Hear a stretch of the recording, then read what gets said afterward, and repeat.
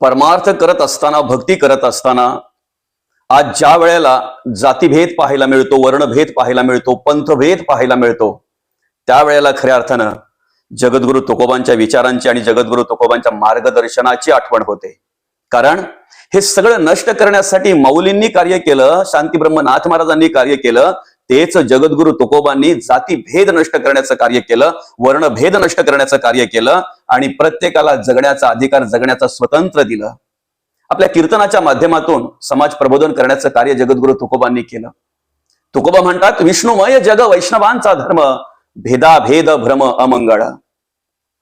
त्याच तुकोबांच्या विचाराने चालणारी माणसं, त्याच माऊलींच्या विचाराने चालणारी माणसं, त्याच शांती ब्रह्मनाथ महाराजांच्या विचाराने चालणारी माणसं, खऱ्या अर्थानं संतांच्या विचाराप्रमाणे चालणारी अनेक माणसं आज आपल्याला समाजामध्ये पाहायला मिळतात. ज्या वेळेला आमच्या अंतःकरणातला जातीभेद नष्ट होईल, वर्णभेद नष्ट होईल आणि कुठल्याही प्रकारचा पंथभेद आमच्या अंतःकरणामध्ये राहणार नाही, आम्ही एकाच बापाची लेकरं, एकाच देवाची लेकरं म्हणून ज्या दिवशी आम्ही कार्य करायला लागू ना, आमच्या अंतःकरणातला द्वेष, मत्सर, तिरस्कार हे सगळं बाजूला होऊन अहंकार गळून पडेल ना, त्या दिवशी खऱ्या अर्थानं जगद्गुरु तुकोबांची गाथा आम्हाला कळली असं म्हणायला हरकत नाही. बीजेच्या निमित्तानं जगद्गुरु तुकोबांच्या चरणी साष्टांग दंडवत. रामकृष्ण हरी.